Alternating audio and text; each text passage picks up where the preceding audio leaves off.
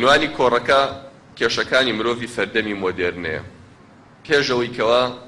بین باسی کێشەکان بکەین، زانین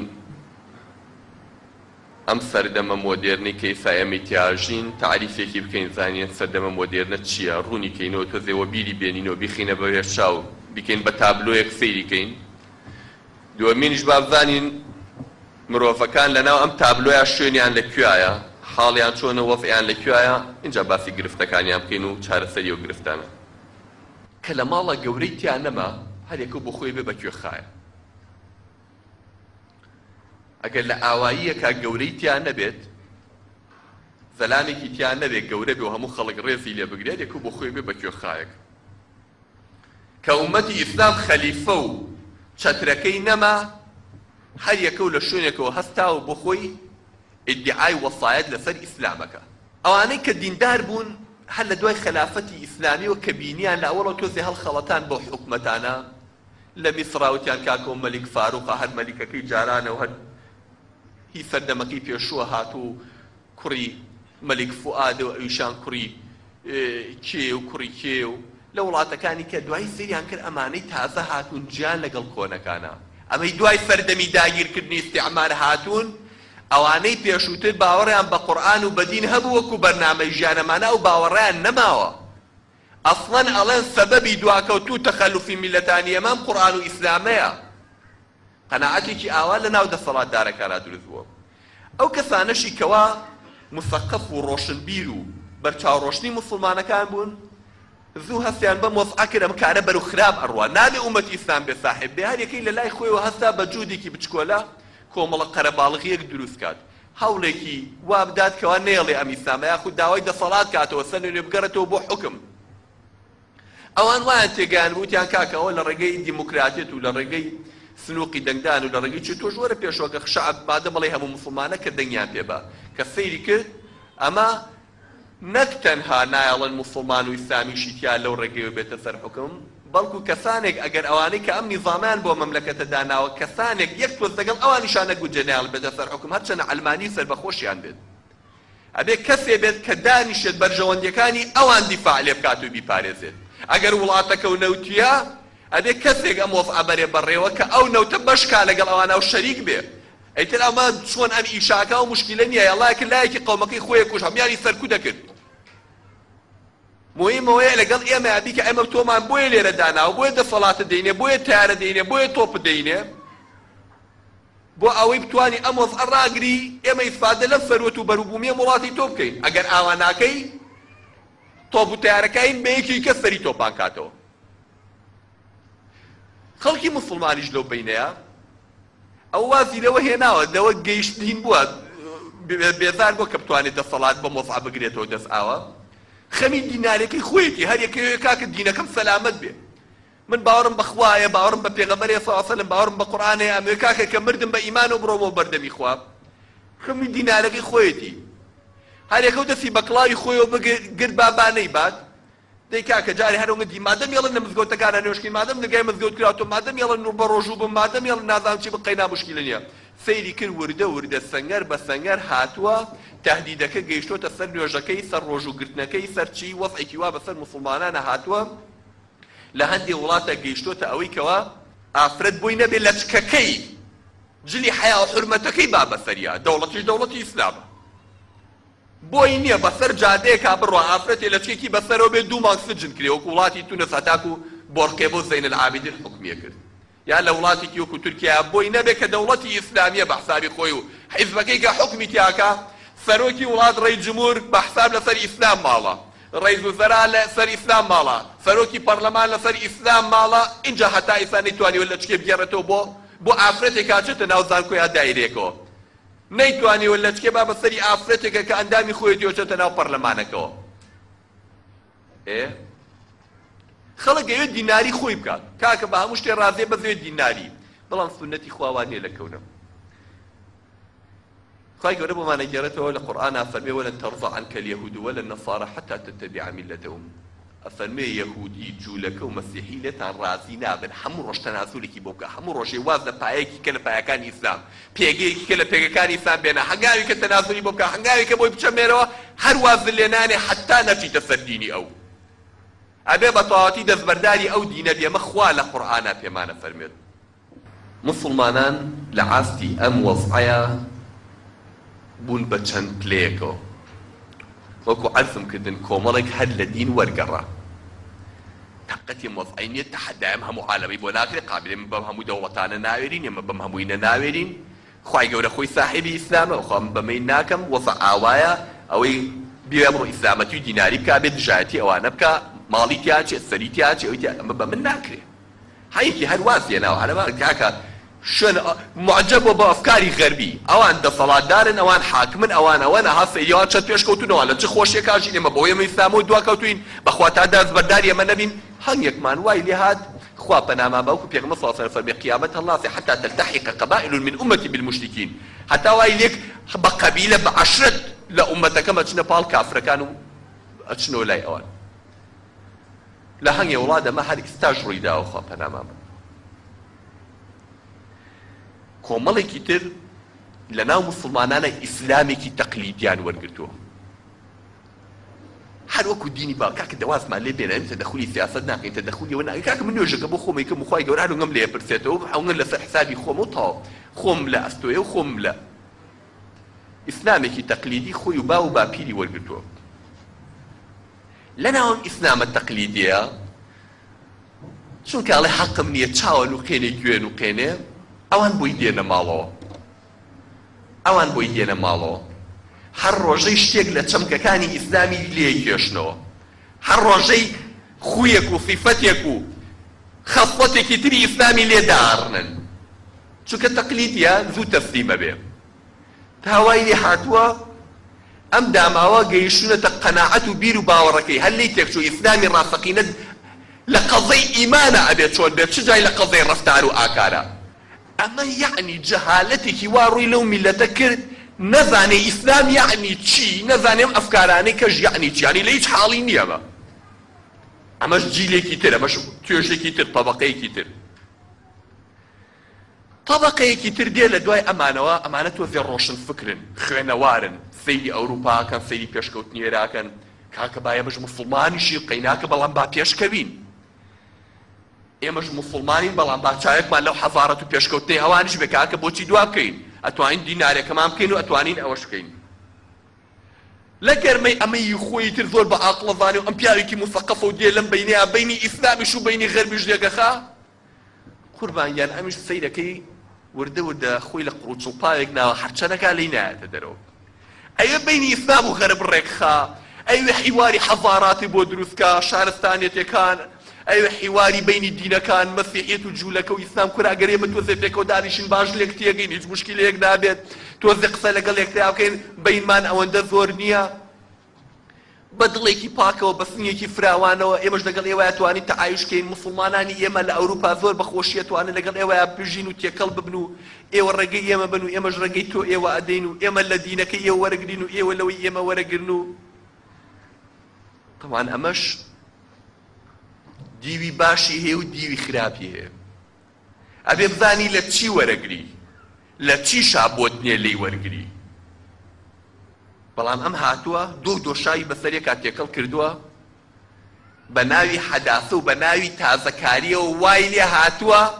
ئەیە بچین حەداسەت و تازەگەری و مۆدێرنی لە ناو قورئان و حەدیثەکانی پێغەمبەری شابکەین صلی الله عليه وسلم قورئانێ بەسەر محەممەدا هاتۆتە خوارەوە سەلات و سەلامی خوای لەسەر بێ و محەممەدی پێغەمبەری خوا صلی الله عليه وسلم تەفسیری کردووە ئەم ئاەتە معنای ئەوەیە ئەوەڵێن نە ئەمڕۆ ئاوایە ئاوا نییە بە ناوی حەداسەتەوە کەسانێک هاتن طبعا ئەم مەدرسەیە بۆ ئەم تەوافقیە لە مەدرسەی پێوتی مەدرسەی جەمالدینی ئەفغانی و شێخ محەممەد عەبدا لێوە دەستی پێکرد لە میسرەوە خەڵکانێکی تر زۆر لە بلاولا معجب بوون پێی هەتاکو وای لێ هاتووە ئەم مەدرسەیە هەتا ئەمڕۆ ئەنسارێکی زۆریشی هەیە ئەڵن کاکە زۆر احتیاجی توانی بینی ئەم ئیسلام و ئەم مەسیحێتی ئەمڕۆ ئەم جوولەکێتی ئەمڕۆ هەیە و پێکەوە تەفاهم بکەین و پێکەوە بگوجین و ئیسفادە لێک ئێمە هەنگێشت تەنازول لێکەین و ئانیش هەنگێشت تەنازول لێکەن و ئابەم شێوەیە ئەمە لە قەزەی دینە ئەگەر قەزەکە لەسەر مەسائلە دنیایەکان بووایە و مەجالی تیا و بەس هاتووەدا فەرد ئەو ئەڵێن نامێ مەسەلەن لە قورئانە هەنگێک کەلیمات هەیە هەر گوێی لێ بێت نابێت لە وتارەکانە باز بکرێت بۆ دیاریەکات. من ناتوانم ئەمانە قورئان داواکە لە دەوڵەتێکی وەکو سعود دەڵێ بێت سەر لە نوێ مەداریسەکانت هەر هەموو بەرنامەی تازەی بۆ دابنیت، بنەمایەکی تازەی بۆ دابنیت. ئەبێ ئوسلوبی دەرزوتنەوەی دینە بگۆڕی ئابەم شێوەی کە ئێمە پێ دەڵێین.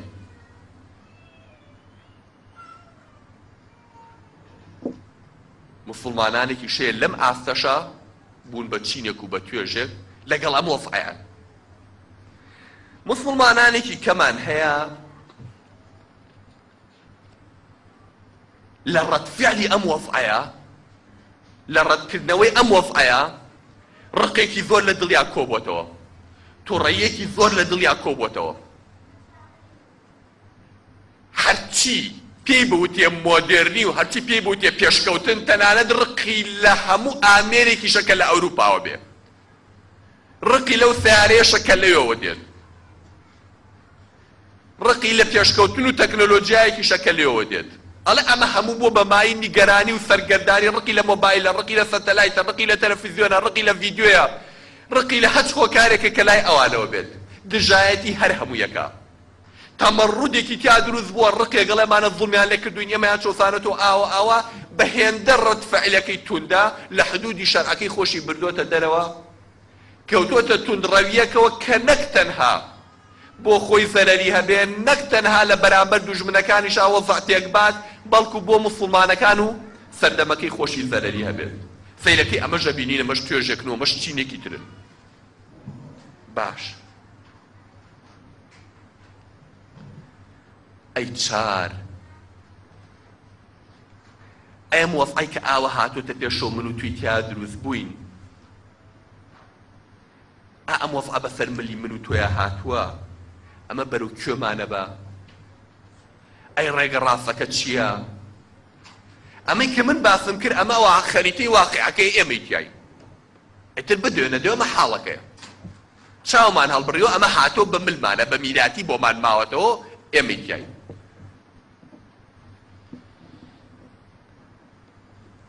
زۆر جار بۆمانە گێڕنەوە مەسەلەن لە پیاوی پیرم بیستویە لە ژنی پیرم بیستوە، ئەڵێ ئەگەر خوای گەورە غەڵزەبی لە قەومێگر هەتا حەوت چیلی دوای خۆشیان هەرە با بە ناخی عەرزە ناڵێ خێر لە خۆیان ببینن. خۆ بەنامان بە باو باپیرانی ئێمە کەم تەرخەمیان کردووە لە دیفاعکردن لەم دینەیە، باو باپیر ئێمە کەم تەرخەمیان کردووە لە دیفاعکردن لەم دینەیە و فریویان خواردووە بێ من و تۆ ئەمڕۆ باجەکە بین. جا خوشکان و برایان، کەسانێکمان هەیە ڕووخاوە و تەپی و ئەڵێ بەخوا ئەمە ئیشی منێ و بە من ناکرێ، خۆشی بە موسڵمان دانێ. ئەمەش مخالەفەی لایەک لە ئایەتەکانی قورئانە کە بە ئاشکرا پێ دەڵێ ئین الله لا یغەیرو ما بقوم حتى یغەیرو ما بأنفسهم، خوا هیچتان ناگۆڕێ بار وەزعتان ناگۆڕێ تا خۆتان چاک دەکەن. ئەمە ئەو زولەیە کە پێغەمبەر صلی الله علیه وسلم فەرمووی لا ينزعه الله منکم، خوای گەورە لێتانی ناکاتەوە زەلیلی حتى ترجعوا إلى دينكم، حتى نەگەڕێنەوە بۆ دینەکەی خوا. تۆ بڵێ من حەقم نییە بەسەرەوە، ئەبێ هەر بۆ حاڵەت بێیتۆ هەتا بێ بەرەو خراپتری ژەڕۆی. کۆمەڵێکی کەشمان هەیە وەکو عەرزم کردن لە ڕەتفعلی ئەم وەفعەیە تەمەڕودێکی تیا دروست بۆ هیچ شتێکی قبوڵ نییە، بە حسابی خۆی خزمەت بە ئیسلامەکە و ڕوبەڕووی و کفرە بێتەوە، ئەبێ بە سەدێک لە بەردەمی کفرا سەیرەکەی هەموو کارەکەی هاتۆ بۆ بەسەر و گوێلاکی موسڵمانان. موسڵمانان ئالەم بەینەیە بەهۆی ئەم بێ ساحیبیەوە تەفرەقەیەکیان تێکەوتەوە، وەزعێکیان بەسەرا هاتووە کە ئەگەر بێت و موسڵمانی عاقڵ خاوەنداری باش نێ فریای وەزعەکە بکەوێت، ڕۆژ لە دوای ڕۆژ ئێمە زیاتر بەدەستی موسڵمان زەلیلە بین، نەک بەدەست کافر. قەت مترسم نییە ئەم ئومەتە لە ڕوبەڕووبوونەوە لە شەڕا لە بەدەست کافر ببەزێ و لەناو بچێت، چونکە نەسی حەدیثی پێغەمبەرە سەڵات و سەلامی خوای لەسەر بێ ئەفەرمێت داوام لە خوا کرد کە ئەم ئومەتەم بەدەستی کافر لەناو نەبە، ئەلا یوسەلیط عەلەیهم عەدووەن من سیوا ئەنفوسهم یەستەبیح بیضەتەهم. داوام لە پەروەردگارم کرد وتم پەروەردگارە دوژمنانێ کافرانێ بەسەرم ئومەتەیە زاڵ نەکەم ئومەتەم هەموو لە بن دەربێنێ و نایانهێڵێ. ئەڵێ فاعطانی خوای گەورە پێی بەخشیم، وتی محەممەد ئەگەر هەرچی کافری دنیا هەیە کۆڵ بێتەوە وەلەو ئیجتەمەعەت عەلەیهم من فی ئەقطاریها ئەگەر هەرچی کافری دەوڵەتەکانی دنیای هەموو قوتڕەکانی دنیا ئەمە حەدیثی صحیح لە صحیح موسلیماتیایەتی ئەڵێ هەرچی کافری دەوڵەتەکانی دنیا بێ پەلاماری ئومەتی ئیسلام من ئومەتی ئیسلامیان بەشەڕ پێ لەناو ناچێت جاڵە داوام لە خواکەوتم خوایان داوا لێکم لا تجعل بأسهم بينهم داوا لێکم کە خوایان یەکتر نەخۆن فەرمێ فەمەنعنیها ئەوەی نەیامێ ئەوەی نەیامێ داوام لێکردم ئومەتم خوایان یەکتر نەخۆن خوایان لاواز نەکەن خوایان قوڕ نەکەن بە سەری یەکترا سەری یەکتر نەکەن بە قوڕا ئەڵێ ئەوەی نەیامێ مشکلێم ئومەتە ئەمەیە ئێمە بە دانیشتن و پاڵدانەوە ئەم ئومەتی ئیسلامان نە عوزرمان لای خوا بێت نە عوزرێ بەرامبەر بە موسڵمانانە بێت نە عوزرێ بەرامبەر جیلی دوا هاتووی ئەولایەکانی خۆش دەبێت کە ئاوە دانیشتیت و پشت لێکردێتەوە پشتێنە لێکردێتەوە توی تەدەی خوای گەورە خۆی چاکیەکە هەرە بێ خوا چاکیکە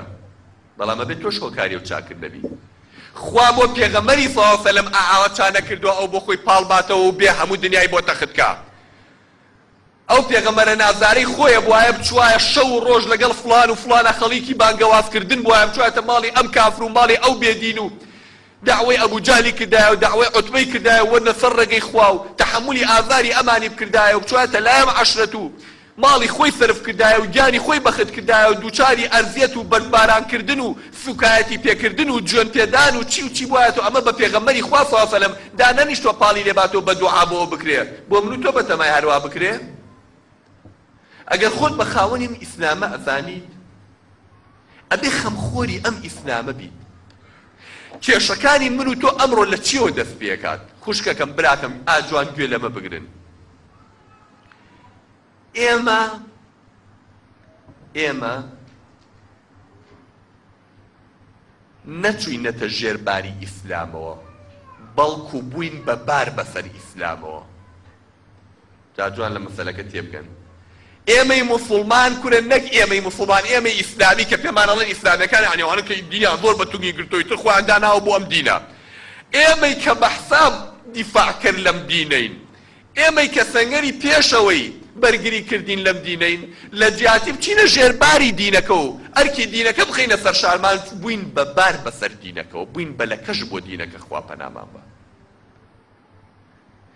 ئێمەیەک ئەچین فضولی کاتەکانمان زیادەی کات و وەختەکانمان بۆ ئیسلام دەرخانەکەین خەریکی کاری خۆمانین بژێوی ژیانمانین وەزعمانین خۆشی دنیامانین ئەگەر کاتێکیشمان مایەوە لابەلا ئەویش بۆ خزمەتی ئیسلام دانین مع العلم موسڵمانی ڕاستەقینە ئەبێت جولی کاتەکەی کۆی کاتەکەی بۆ خوا بۆ دینەکەی دابنێت دوایی ئەگەر کاتێکی مایەوە هەوڵی دنیاکەشی بات هەوڵی ژیان و بژێوەکەی خۆی بات یعنی ئێمە خۆمان یەکلا نەکردێتەوە بۆ ئەم دینە وەکو چۆن ئەبینیت یعنی مندا تەعەجوبم دێ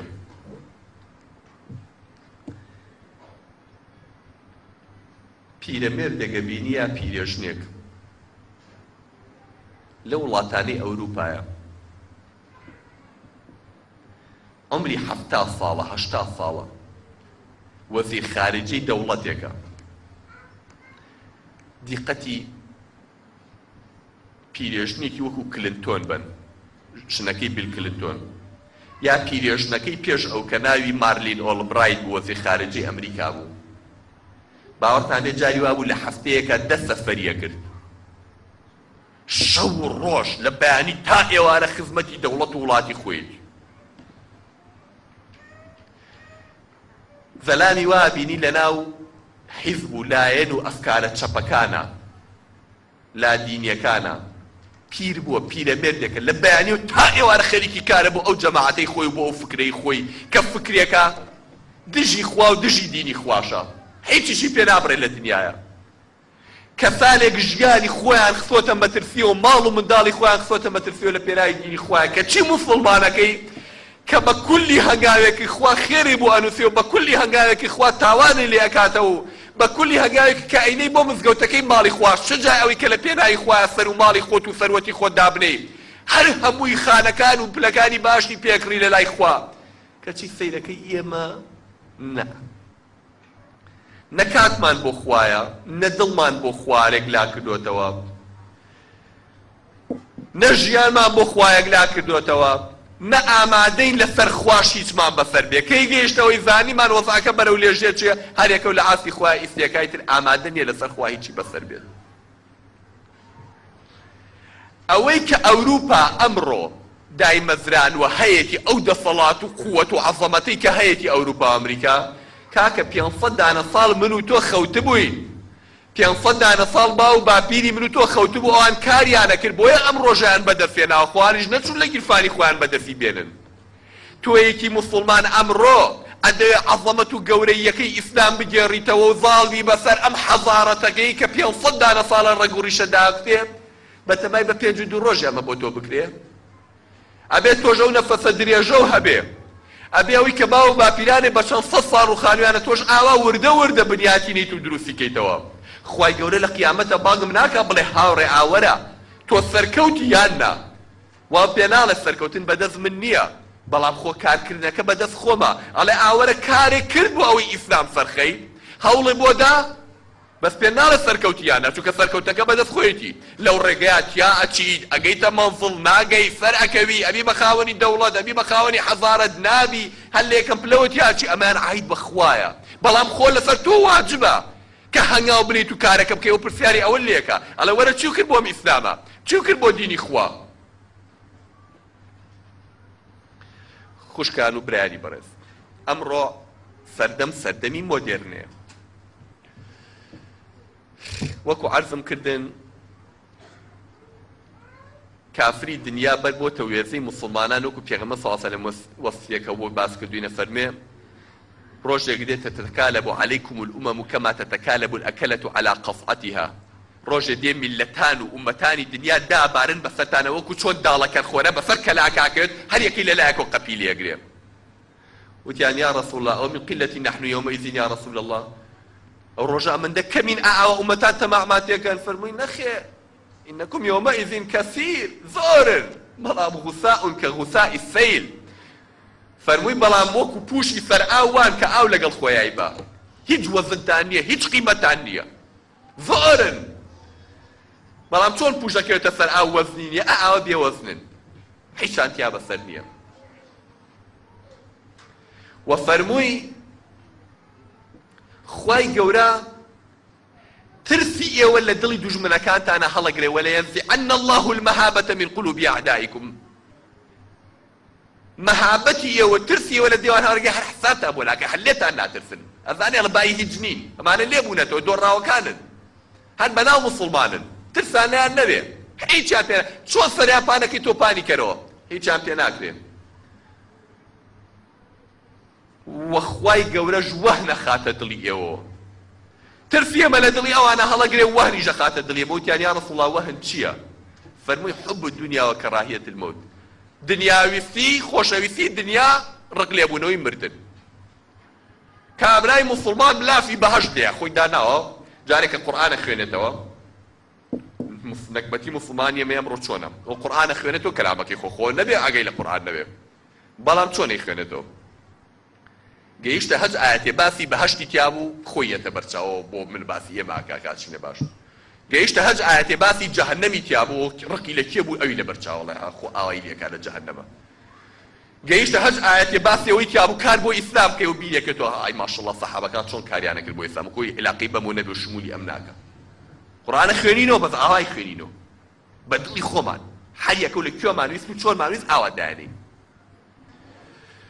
خوشکان و برایانی بەڕێز لە حاڵ و وەزعێکی ئاوایە لە بارودۆخێکی ئاوای موسڵمانانە الحەمدوللا موسڵمان زۆرە وەکو پێغەمبەر صلی الله علیه و سەلەم فەرمووی بەخوا دڵیشمان پێسووتێ بەخوا تیاشایەتی زۆر دڵسۆزە بۆ ئیسلامە بەخوا تیاشایەتی ئامادەی سەر و ماڵی خۆی دابنێ بۆ ئیسلامە بەس بۆ خوایە نازانێت چی بکە نازانێت چی بکە چۆن خزمەتی ئیسلام بکە یەکێ پێڵێ دانیشە و هەقی هیچ نەبێ یەکێ لەو بەرواڵێ نەخێر بکوژە هەر بکوژە دانەنیشی یەکی کە پێڵێ نە ئەمیان و نە ئەم وەرە لەو بەینەیە هەر بە قسەی خۆش کارەکەین ئەواکە یەکی ئەڵێ نە وەرە بە سیاسەت ئەچینە ناو سیاسەتەوە وەرە ئاچین تێکەڵە بین بە ئێمە ژۆکۆئان قابلەوان لە ئێمە زیرەکترن بۆ سیاسەت ئێمەش فێرە بین وەرە ئاچینە ناو دیموکراتێتەوە ئێمەژە چینە ناو پەرلەمانەوە ئێمەژە چی ناو لێۆ کاکە یەکی کە پێڵێن نەکبەت کوورە کاکی برا تۆ لەگەڵەوانە دەرنابێ کافریشی دەگەن و لە سەری شۆیتە دەرەوە مایە پوچی یەکی کە بەم لای پەلیەگرێت یەکی کاڵە وەرە بەرەو وازە دنیا بێنە وەرە خەریکی سۆفی گەرێتی بین تەسکیەی نەفسی خۆمان بکەین وەکو ئەهلی تەسەوفی پێشووتر تا خوا دەروێ کاتەوە یەکی کەوت لەولاوە پێڵێڵێ نە وەرە سەلەفیەتێکی باشمان هەیە ئەگەڕینەوە بۆ ئەسڵی دینەکەی ئیسلام ئەگەڕینەوە بۆ لای پێغەمبەر صلی الله علیه و سەحابەکان زانین ئەوان چیان و تۆ چۆنیان کردو ئاوا ئەکەین وەرە با بڕۆین بەرەو ئەم لەملا ئەو لەولا ئەو لەو ناوەسەڕاستەوە ئەو بەو لای بانگیەکە ئەم وعدیەوەی پێڵێک ئابەم سیاسەتە نەبێت سەر ناکەینەوە بە شەڕ نەبێت سەر ناکەینەوە لێ نەگەڕینەوە بۆ سەر ناکەینەوە لە ئاوانە بێ نازانێت چی بکە موسڵمانەکە گەنجێکە ڕوەکاتە مزگەوت و ماڵی خوا هیدایەتی ئەو گوێی لە وتارێ بۆ گوێی لە قورئانێ بۆ حادیثەیەکی بەسەر هات باوکی مر خۆشەویستێکی مر بیری مردن و قەبرێکێتەوە ڕاکە بۆ ماڵەکەی خوا ئەیە موسڵمانێکی باش بێت هێشتا نوێژەکە بە تەواوەتی فێر نەبووە لە دڵەوە ڕایکێشن هەر یەکی شتێ بەگوێتر بێنێ هەر یەکی نەوە ئیسلامێکی فێرەکە کابرایەتە کە لەی ئاوە ئەسوورە بێەوە ئەڵێ نەبەخوا هەرواز دێ بچمەوە بۆ حاڵەکەی پێشووترم باشترە ئەمە حاڵی موسڵمانانە من و تۆیەک مۆدێرنە و ئەولەما چیمان لێ وەرگرتووە گەنجەکانمانە چن بۆ خارج کە دێنەوە خۆزگە فیزیان لەگەڵ خۆیانە بێنایەتەوە خۆزگە علمی کیمیایان لەگەڵ خۆیانە بێنایەتەوە خۆزگە ئەلەکترۆن خۆزگە تەیارە فێریان کردینایە چۆن فاروق دروستکەین چۆن پێشکەوین چۆن ئەم ئومەتە خزمەتکەین فێریان کردینایە 20 دانە ساڵە بۆ کێشەی کارەبا لە وڵاتەیە حەل نابێ هاتایەتەوە تەکنەلۆجیایەکی بۆ بینایوتەیە ها ئێمەش وەکو ئەوان بە ئاوا فێربین خۆزگە ئەوە نا ئەگەر یەکێکی واشماتیا بوو ڕۆشتەوە یەک زەلام نایە بڵێ کاکە کەریمە چەند تۆ هاتووی تۆم عیلمە پێێتۆ دکتۆراوی ناوە تۆ بووی بە پرۆفیسۆر لەو بوارەیە ئەمەگەی ئێمالەگەن هەڵەفێتەوە ڕاتەوە بۆ ئەوێ ئەڵە بەخوا لێرە قەیدێم عیلمە نازانەمە بە خەڵکی وڵاتە نایە بڕۆ بۆ ئەوێ بەڵام ئەگەر هاتۆ فێری ڕقسکردن و گۆرانی وتنێکی باش ببوو 50 قەنات شەڕێتی لەسەری 50 جەریدە و مجەلە شەڕێتی لەسەری بچێت مقابلەی بکە باشە جەنابەت تۆ چۆن توانی ئەم هونەرە جوانە بەدەستبێنی باشە تۆکو هونەرمەندێک کە توانیتە لە بوانی ئەم هونەرەیە ئەسپی خۆ تاو بدەیت و نازام کەری خۆ ناڵ بکەیت و بارگیری خۆ کورتان بکەیت و دەمەکەن بەم قسانە و ئەویش دانیشێن لێ خۆی لێبێ بە زەلامێکی زۆر مهم و ئەمێ زۆر مهمە بەچی وەڵا گۆرانیەکی وتووە میلەتی ڕزگار کرد میلەتیش ئالەو حاڵ و وەزعەیە لەو گرانی و نەبوونی و کێشە و فەساد و گەندەڵی و مەگەر خوا بزانێت دنيا بو بالدنيا اللكع كري اللكع كبيغمبر صلى الله عليه وسلم قيامة الله في حتى يكون أسعد الناس في الدنيا لكع ابن اللكع حتى دل خوشترين كيف خوشترين كفي دنيا لكع كري اللكع لكع كري اللكع ناكس بچا كري ناكس بچا أهل الشرف أهل علم أهل أخلاق أهل بيشكوتنو أهل عقل حلم رزانات أو أنا كوانا برسو دوا كوتون أهل فساد أهل دزيو أهل طالان برو أهل خوانا ناسي أهل شروال بيسي أوانش بيشكوتنو سبورتا كانن إعلامش دولي خوي بو بينيوي كبيغمبر صلى الله عليه وسلم فرمي صالانكي هالخلط ينر دي بسر أمتك ما هالخلط ينر سيأتي على الناس فنون خداعات يصدق فيها الكاذب ويكذب فيها الصادق ويؤتمن فيها الخائن ويخون فيها الأمين وينطق فيها الرويبضة رازقو بدروثن لقلمين دروثن برازقو أمين دسباق بخائن ناوز ذكري خائن كانش أمن بدسباقو مسؤولية دينة الدسيان وينطق فيها الرويبضة جبه بدم راسي خلق قالوا ما الرويبضة يا رسول الله فرميان أي بيغمبر إخوة رويبضة كيه فرمي السفيه يتكلم في أمور العامة بعقله هجل باران بوكان وانا بدم راسي خلق أمتي إسلام أمره عالم تاخو لموضعيا من على دليري بو مكتب أما فيري خوانواري علم وثقافة بلي مودير نوا أخواتي قربان من على كل كنار بو أبي لعلم فيري كان ألنتو باو قوري وميمون بو باپیرێ جەدی ئەکبەر مەیمون بووە ئەوەی کە قورئان و دینەکانیش باسەکەن ئادەم و حەوا خەیاڵات و درۆ دەلەسێ لە فیزیایە فێریەکەن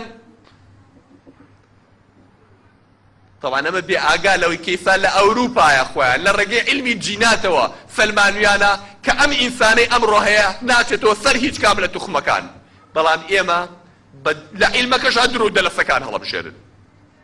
تا ئیسا نەزەری نیوتن لە فیزیایە بە تەلەبەکانمان ئەڵێنەوە کە ئەڵێ کەون هەر هەبووە ئەبیدایەتی نەبوو هەر ئەشمێنێ مادار ئەزەلیە بێ ئاگا ئەمڕۆ لە ئەوروپا و لە ئەمریکایە باسی ثانیەی یەکەمی دروستبوونی کەونەکەن ثانیەی یەکەم هەر تەحدیدی عومرەکەیەکەن لە ثانیەی یەکەما چۆن دروست بووە ئێمە تازە لە عیلمەکەشاوە عیلمەمان پێڵێن کە لەوێژ ئێکسپایر بووە گەنجەکانمان بەهۆی مۆدێرنەوە مۆدێرنی کە هەمانە ناوی ئەو عالمانە نازانێت چوار عالم نازانێت کە لە بواری عیلما جائیزەی نۆبڵی وەرگرتووە لێیان پرسە نازانێت ئەوانەی کە خۆیان بە ڕۆشنبیر دەزانن و لەسەر تەلەڤیزۆنەکان و ڕۆژتاوانە قساکەن ناوی چوار پێنج عالمی لێ پرسی لە بواری فیزیا و طب و هەندەسە و ئەحیا و زەراعەت و عیلمەکانە جائیزەی نۆبڵی وەرگرتووە ناوی چواریان نازانێت بەڵام ناوی هەرچی ئەو فەیلسوفە سەرلێ شێواوانەی کە باسی ئیلحادیان کردووە بێدینیان فێری ئومەتان کردووە هەر هەمیانە ناسێ بڕۆ گەنجەکانی ئەمڕۆ هەمووی ئەزانێت جاپۆ سارتەر کێیە چونکە جاپۆ سارتەر کابرایەکی وجودی بوو عەبەسی بووە ئاڵە دنیا عەبەسێتە بڕۆ چێکەی بیکە فرێدریک نیتشا ناسێ هەر هەمووی لەبەرەوەی ئەمە باوەڕی بەبوونی خوا نییە هەمووی دۆکاری مەناسێ چونکە باوەڕی بە بوونی خوا نییە هەمووی سیجمۆند فرۆید دەناسێ لە بواری علم نەفس چونکە باوەڕی بەبوونی خوا نییە کارل مارکس دەناسێ ئەنگلز دەناسێ ئەمانە چونکە ئەمانە ئیلحادیەکانن یەکێ باسی عیلمکان لای ئێمە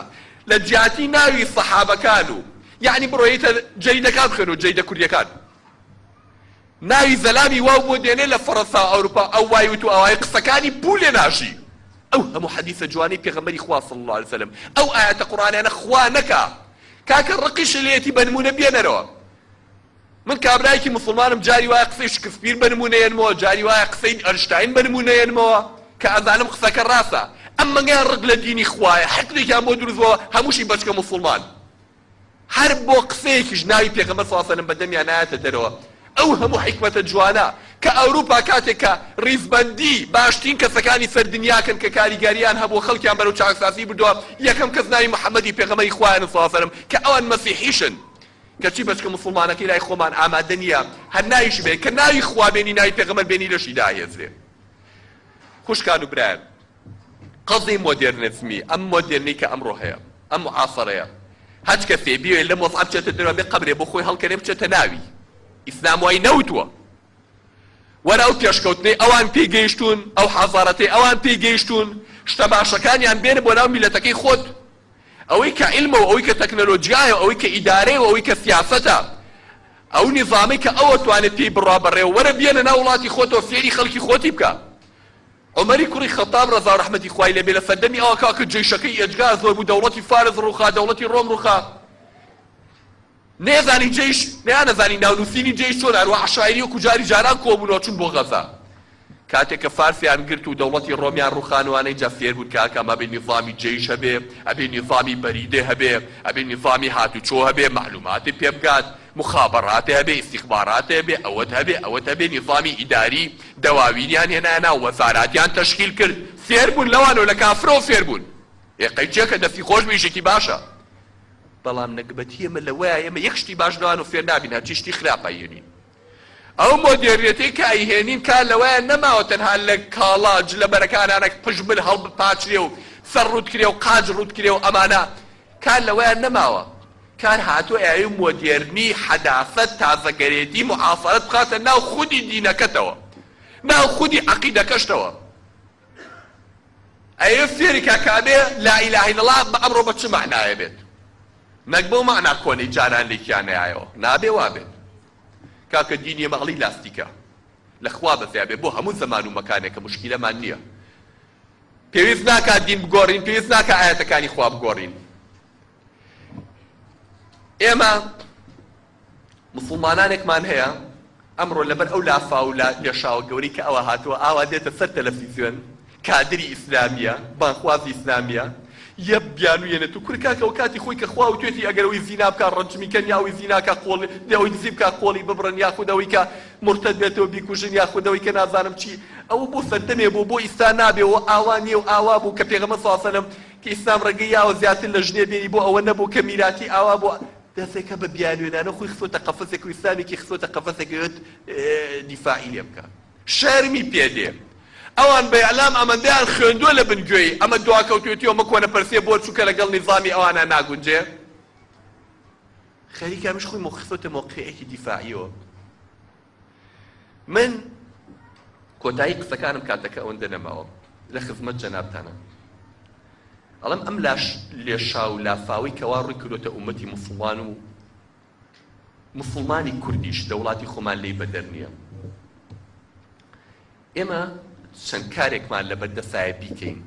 کاری هەنووکەی دوور نا ئەوانەی کە ئیسا لەبەردەستمانایە بیکەین چییە هەتاکو پارێزگاری لە ئەسڵی دینەکەی خۆمان بکەین و بتوانین مواکەبەیەم ئەفڕەشکەین لەگەڵم چارخەیە بڕۆینە پێشەوە جارێ خوشکان و برایان کەس نازانێت سبەینێ چی ڕوو ئەدا کەس نازانێت سبەینێ چی ڕۆدا ئەوەی لای من و تۆ خەیاڵە لای خوا بەتاڵە خوا خۆی خاوەنێم کەونەیە زانێت چۆن چرخان دێنێ و چرخانە بە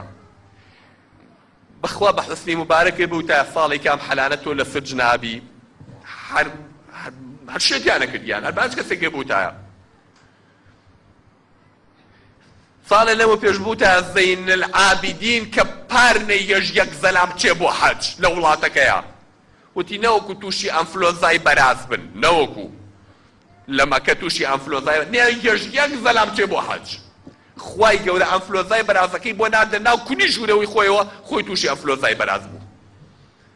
یەک دانە مانگ لە ژوورەوە کەوتو هەموو دکتۆری بەسەرەوە بوو هەر تایبەت بۆی نادە کونی ژوورەوە تووشی بوو نە یەژیەک زەلام چێ بۆ حەج وتی نەوەکو تووشی ئەنفلۆنزای بەراز بن خوا ئەم دێوەزلانەی کوتاوە بە عەرزە ئەوە هەمووی چەند مانگێ لەمە پێش حوکمیانە کەریسا هەمووی ڕەزیل ڕیسوا بۆ خڵەواتەکانیان لەسەر ئیعلام بازەکرێ خوشکان برایان مەیئوز مەبن ئەوەی لای من و تۆ خەیاڵە لای خوا بەتاڵە ئەمە مڵکی خوایە دەسەڵاتی خوایە يعز من يشاء ويذل من يشاء ئەمڕۆ زەلیلی سبەینێ خاوەن ئەو کا بە خاوەن عیزەت سەربەرزێکە ئەمڕۆ سەربەرزی سبەینێ دا بە عەرزە بەوە فری و مەخۆ بڵێ ئێمە تەواو نە ئەوە لای خوایە تۆ ئەوەش لەسەر دەست نییە بەس خوای گەورە ئەوە لەسەرە کە چیتۆ بەردەمی خوا کارێک کردو بۆ ئیسلامەیانە من عەرزی جەنابتانەکەم ئێوە وەکو موسڵمانان گەنجەکان چەند کارێک لە بەردەمتانایە بتوانن موافقە بکەن لەم وەزعەیە یەک ئەو دینداری کە ئەیگرن دەسم دامێنتان دین وەرگرن دینداری وەربگرن سار نەک ڕەئی فڵان و فیسار قەینا کاک فڵانە خۆشی خزمتە مەسئولە لە فڵانە جەماعەتە معناوە نیتە تۆ بچیتە سەرەوەی تۆ بڕۆ بە دوای دینە بە دوای قورئانە بگەڕێ بە دوای حەقیقەتەکانە بگەڕێ بزانە دینی خوا چیت پێ ئەڵێ بە دوای حەقیقەتە بگەڕێ لای هەچ کەسێ بێ یعنی وەلای تۆ بۆ حەقەکە بێ نەک بۆ فڵانە جەماعەت و فڵانە کۆمەڵ بێت خوای گەورە کە زانی تالبی حەقی و خاتە سەر ڕێگە حەقەکە یەک دوو دەسم دامێنتان خوا مزگەوتەکان مەکەن بەجێی خلاف و نیزاع بەڵکو بیکەن بە شوێنی عەبدایەتیکردن بۆ خوا برایەتی دروستکردن ئەگەر موسڵمانێک لایەنی کێو ئیسلامی کردو دوعای خێری بۆ بکە ئەگەر شتی باشی هەیە لێی وەرگرە بەس ئەوەنگە مەچۆ بەگشیە بام عادەت و ئەخلاقیەتە تەرک بکرێ لە ناومانە کاتێک کە ئابینیت کابرا ئەچێ بەگشتەوەی تەنیشت یا لەسەر قاجوەستانێک یا لەسەر پەنجە جوڵانێک یا لەسەر چیەک بەڵام لە دەرەوە هەرچی فەساد و کفری دنیای ببینە سەری خۆی شۆڕ کردووە قینێ بەسەرەوە کەچی ئامادەی شەڕە بۆ کەس کا لەگەڵ برایەکی موسڵمانیان لە ناو مزگەوتە لەسەرەوەی لەگەڵ فکرەیەکیان لەگەڵا ناگونجێ واز لەم خلافاتانە بێنن واز لە شتی بچووک بێنە خوای گەورە کە حیجابی لەسەر ئافرەتێک فەرض کردووە بەنسبەت منەوە چه فەرقێکە گاگە ئەمە تەنورەکە لەسەر ئەژدۆی بیا تۆ خواتە بێ چاپەنجەیە لە قاچیا بێ لا لە قولەپیا بێ لە عەرزەکە بخشێ تۆ پرسیاری ئەوەی لەکە مناقەشەوەی لەگەڵان مەکە نەوعی جلەکەت ئاوا جارێ بزانە ئەم خوشکەت ئامادەی ئەوەیە ئەمەی بۆ کردووە لەبەر خوا ئەوێ خوا لە خۆی ڕاستیکە ئەگەر باوەڕی بەخوا هەیە و لەبەر خوا کردوێتی اینجا هێواش تێگەرە بڵێ خوا ئەوتێتی ئاوا بێ نەک ئاوا بێ نەک تۆ لەگەڵ یا بکەیتە مناقەشە ئەو کافرکە ئەو بڵێ وەڵا بێ هەر پەچە بێ، ئەو بڵێ وەڵا بێ حیجابەکە ئاوا بێ، ئەو بڵێ وەڵا بێ جبە بێ، ئەو وەڵا بێ تەنورە بێ، ئەو بڵێ وەڵا. ئەگەر ئەم ئافرەتە و قەنەعەت بێ کە ڕازی بوو بە حوکمی خوازانە خوا چی ئەڵێ، اینجا وەرە کاکە دەلیلی بۆ بێنە لەو کاتە کامەیانە بۆ سەلمان بە دەلیل و بەڵگەوە ئەی خاتە سەرسەر و سەرجای. بەس تۆ بزانە جارێ لە قەزەی ئیمانەکەیە ئەمە ڕازیە بە حوکمی خوایە لە ماڵەوە هەرەوە تویان ئەو لەچکە بکە و جلە لەبەرکە. ئەگەر ڕازی بوو بە حوکمی خوای جا هێواش وەرە تێگێنە. ئیتر کە ڕازی بوو دژمنایەتی لەگەڵا مەکە ئەگەر تۆ زێ کورتیشی هێنا. بۆ چونکە مسبەینی ئامادەیەگە قەنەعەتی پێکرد. دوو حەدیث بۆ خێر و باسی جانەوەی بۆ کە ئەو کاتە جلەکەی خۆی باشترەکە بەس تۆ مەبە بە دوژمنی لە ئیسەکانەوە لێ بکەی بە کۆڵی شێر. ئەوەی لە دنیامانە ئیسفادەی لێکەین وەری بگرن لە غەرب و لە ئەوروپا بێ و لەکوێ بێ ئەوەی علم و تەکنەلۆجیا، بەڵام دینەکەی خوا ئەو دینەی بە من و تۆ گەیشتووە بە عەقڵی فڵان و فیسار نەبووە، بەڵکو وەحیەک بووە لەلایەن خواوە هاتۆتە خوارەوە بۆ هەمومان. لە وەحیا مەجاری ئەوەی تیان نییە تۆ بچی بێ نوێکاری لە قورئانا بکەی، نوێکاری لە حەدیثی پێغەمبەرا بکەی صلی الله علیه وسلم. قەسەم بەخوا ملیاری کەش بێم ئومەتی ئیسلامە ئەگەر نەگەڕێتەوە بۆ ڕێباسەکەی پێغەمبەر صلی الله علیه وسلم، ئەو تێگەیشتەی کە پێغەمبەر و سەحابەکان بۆ قورئان و سونەتیان بووە، ئەو شێوەکاری ئەوان کردوانە بە ئیسلام هەزار ساڵی کەش ئومەتی ئیسلام هیچی نابێتەوە بە هیچ. ئەبێ بگەڕێتەوە بۆ ئەوە بە نەسی حەدیثی پێغەمبەر صلی الله علیه وسلم ئاخیری ئەم ئومەتە هەر خوا بەوە سەریەخە کە ئەوڵی ئومەتەکەی پێسەرخستووە. ڕۆژ لە دوای ڕۆژ خەڵک بۆ بەرنامانەیەکی تر بێزارە بێەوە گەڕێتەوە بەرەو ئیسلامەتێکە. فەربەرزن بە دینی خۆتان، فەخری پێوکەن بە ئیسلامەتێکەدانەوە. تاکیدیش بالحەدیثەکەی پێغەمبەری خوا صلی الله علیه وسلم یەتەدی خلافەتی ئیسلام و عیزەتی ئیسلامە گەڕێتەوە. ئەم ئیسلامە بە غەریبی دەستی پێکردەوە، ئەش فەرمی آخر زەمان هەروە ئەگەڕێتەوە. 52 ڕۆژەکە قەدەری خوا ئێمە کەوتوینەتە ئەم مەرحەلەیەوە لە مێژووە. ئینا پێشتر ئەو ئیسلامە هەر خاوەندار بووە، هەر خاوەنە عیزەت بووە. قەدەری خوا ئێمە لەم جوغزاین معنایەوە نیە ئیتر دنیا هەروا بووە و هەرواش ئەمێنێتەوە. کار بکەن بۆ دینەی خوا، لەسەر ڕێبازی خۆتان، لەسەر ئەم ئیسلامەتیە لامەدەن. ئەو خوا گەورەی عەقڵ پێداوی، ئەم مێزە ضرورە، ئەم میکرۆفۆنە ضرورە بوێرە، کەس ڕێگەی لەوە نەگرتووە بە قوربان ئەگەر مۆدێرنێتی ئەوە بێت. بەڵام کە تۆ تەلەڤیزیۆنە بردە ماڵەوە مڕاقبەی ماڵ و منداڵەکە و کە چووکە و تەلەڤیزیۆنە شتی باشیش پیشانەیە و شتی خراپیش. مەچۆ سەتەلایت مەنعکە لە ماڵەکە و بەس کە برتە ماڵەکە تۆ خۆت هەڵی بژێرە بۆی بۆ بزانە ئەم ژن و منداڵە و سەیری چی ئەکەن، نەگەی مالیکەی ئەتەرنێت مێرە دەست مناڵەکە تو لێی نەپرسیتەوە بۆی بکڕە. بەڵام متابعی بکە و فێری کە چی بەکاربێنێ و چونکە ئەمانە وەکو چەقۆوان ئەتوانی خیاری پێقاشکەی، ئەشتوانی بکی بە ورکی خەڵکە سەلامی پێکوژی. ئەم ئامێرانە، ئەم تەکنەلۆجیایە، ئەم مۆدێرنێتی ئەمڕۆ وەکو شقاتە وایە، ئەتوانی چێشتی پێلێنەی، ئەشتوانی ماڵی خەڵکی پێبسووتێنی. لەبەرەوە برا بەڕێزەکانم لەو ناحیە ئەوەی تەکنەلۆجیایە وەری بگرن بام ئومەتەشی سوادە لەو حەزارەت و پێشکەوتنانە بکە. بەڵام بۆ خاتری خوا لێتان تێک نەچێ مۆدێرنی عیلاقەی بە دینەوە نییە. قورئانەکەی کە خوا ناردوێتی نەیناردۆ بۆ ئەوەی من و تۆ ملی قورئان بچەمێنینەوە وەزعەکە چۆن نەخوازێ قورئان ئاوا لێ بکەین. نە، قورئان هاتۆ بارودۆخ بگۆڕێ. بارودۆخەکە ئەبێ بە پێی قورئان بگۆڕین، نە قورئان بگۆڕین بۆی لەگەڵ بارودۆخا بگون. جێخوا بەنامان بە بالەوە زیاتر کاتان لێ نەگرم ڕۆژی جومعە و کاتی نوێژی جومعە ئینشەڵڵا خوای گەورە هەمومان بێدار کاتەوە لەم خەوی غەفڵەتی کە تیاین. وامان لێ بکە شوێنکەوتوویەکی ڕاستی محەممەد صلی الله علیه وسلم، شاگردێکی تەواوەتی پێغەمبەری خوا بێ سەڵات و سەلامی خوای لەسەر بێت، لەسەر ئەو ڕێبازەی کە ئەو لەسەری هاتووە دینمان نەدۆڕێنین، بەردەوام بین لەسەری. نەسیحەتی خۆتان بکەن، هی منداڵەکانتان بۆ بیر یەکتر بێننەوە، لەوانەیەکێکمان بینێک وەفعێکمان بەسەرا بێ بڕوخین لا بدەین، بەڵام بێئومێد مەبن لەو خەڵکی خۆتان. ئەمڕۆ لە وەفعێکایە هی ئەوە نییە لەسەر شتێکی بچووک ئێوە بێن مسلمانێک جگەرەیەکی بەدەمەوەیتە تۆ وای لێ بکەی من لە ئیسلامەتی بخەی، هەر نەسیحەتی کە هەر بەردەوام بە ئومێدی خێر پێ بێ، پێی بڵێ خراپە، پێی بڵێ حرامە، تێی بگێنە، بەڵام وای لێ مەکە تەرێکی لە کۆمەڵگای مسلمانان بڵێ هەرچێوی تۆ هەیە. ئەمڕۆ وەفعی ئەوە نییە، بەس لەسەر چیتون بن لەسەر قەزەی عەقیدەکەتان، بیر و باوەڕەکەتان بە هیچ شێوە تەنازولی لێ نەکەن. شل نەبن بەدەستیەوە کە خەڵک ڕایکێشێ ئیسلامەکە و بۆ تێکەڵ بە لیبلارێت و ئەلمانێت و دیموکراتێت و سۆشیالیسێت و نازانم چی مەسخێکی بۆ دروستکەن بیکەن بە قوڕی هاچ کەسێکا تووشی تەسەمومیکە. ئیسلام دینێکە بە کاملی، ئەها بە کاملی زەلامێ لە بەردەم تابێت چەند جوانە، بەڵام وەرە ئەو چاوە دەرێنە ئاوا بە جێپشانی و خەڵکی بە هەر هەمووڵێ وی بابەوە چییە،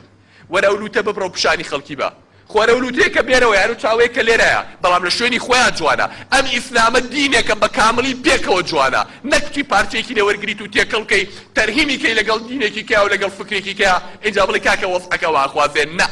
کە کە ئیسلامتان بە یەک پارچەی وەرگر خوای گەورەش نەسەتی خۆتان بەسەرابارێ کە مەبەستەکان تایبەت بوو بۆ خوا ئێوە خۆتان یەکلا کردەوە بۆ خوا دڵنیا بن خوای گەورەش سەرتانەخا. أقول قولي هذا وأستغفر الله لي ولكم